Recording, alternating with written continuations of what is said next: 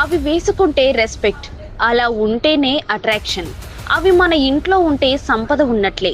డబ్బు అవసరం ఉన్నప్పుడు ఎవరిని అడగాల్సిన పని ఉండదు. బ్యాంకుకు వెళ్తే గంటలో డబ్బు ఇస్తారు. ఇంతకీ ఇదంతా ఎందుకు చెప్తున్నా అనుకుంటున్నారా? ఇవాల్టి మన టాపిక్ బంగారం. బంగారం ధరలు కొన్ని రోజులలో అమాంతం పెరుగుతూ వచ్చినా ఇప్పుడు మాత్రం ధరలు తగ్గుతూ వస్తున్నాయి.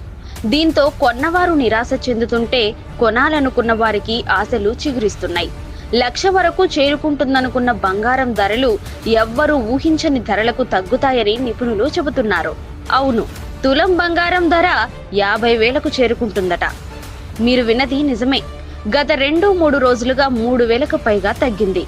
నమ్మాలి అనడానికి ఇదే ఉదాహరణ. కొత్త సంవత్సరం మొదలైనప్పటి నుంచి బంగారం ధరలు రికార్డు బ్రేక్ చేసుకుంటూ 17 ఆల్ టైమ్ రికార్డులను తాకింది. దీంతో తులం బంగారం ధర 1,00,000కు చేరుకుంటుందేమో అని అంతా అనుకున్నారు. తీరా అది కాస్త ఇప్పుడు తగ్గుతూ వస్తుంది. తులం 55,000కు వచ్చేస్తుందట.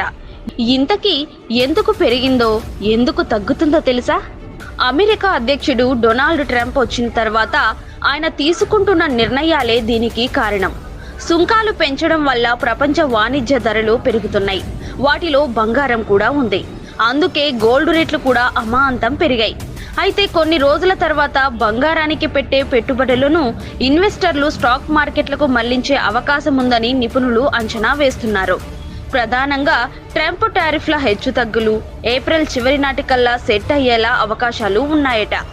అదే జరిగితే ఒక్కసారిగా బంగారానికి డిమాండ్ పడిపోతుంది. ఇంకేముంది, ధరలు భారీగా తగ్గే ఛాన్స్ ఉంది. అది కాస్త తులం 55,000కు చేరుతుందట. అంతేకాదు, 50,000 దిగువకు చేరినా ఆశ్చర్యపోనక్కర్లేదని నిపుణులు అంటున్నారు. ఇక మన ఇండియా విషయానికొస్తే ఇది పెళ్లిళ్ల సీజన్. ఇప్పుడు మాత్రం ధరలు తగ్గే అవకాశం లేదట. సీజన్ అయిపోయాక అంటే జూలై, ఆగస్టులో ధరలు తగ్గుతాయట. మళ్లీ పండుగలు మొదలయ్యాక అంటే సెప్టెంబర్ నుంచి బంగారం ధరలు పెరిగే అవకాశం ఉందని నిపుణులు అంచనా వేస్తున్నారు. ఇక బంగారం ధరలు తగ్గితే జ్యువెలరీ షాపులలో స్టాకు అయిపోతుందట. చెప్పాలంటే గోల్డ్ షాపులు క్లోజ్ చేసినా ఆశ్చర్యపోనక్కర్లేదు. ఎందుకంటే వారు స్టాక్ తెచ్చుకున్న తర్వాత ధరలు తగ్గితే వారికే నష్టం. ఈ నేపథ్యంలో గోల్డ్ షాపులు క్లోజ్ చేస్తారని, నో స్టాక్ బోర్డులు పెట్టే అవకాశం ఉందని నిపుణులు చెబుతున్నారు. మరి ధరలు తగ్గితే మీరు ఎంత బంగారం కొనుగోలు చేస్తారు? కామెంట్ చేయండి. మరో ఇంట్రెస్టింగ్ టాపిక్ తో మళ్ళీ మీ ముందుకు వస్తాం.